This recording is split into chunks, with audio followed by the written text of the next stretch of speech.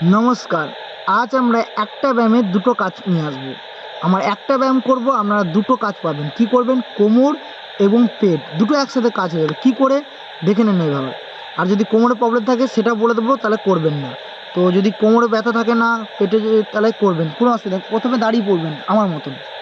দাঁড়িয়ে পড়েছেন এইভাবে, হাতটাকে উপরে রাখবেন সোজা, উপরে রেখেছেন। পুরো নিঃশ্বাস নিয়ে পিছনে যাবেন আর নিঃশ্বাস ছেড়ে সামনে এইভাবে। আবার নিঃশ্বাস নিয়ে পিছনে যাবেন, আবার নিঃশ্বাস ছেড়ে সামনে।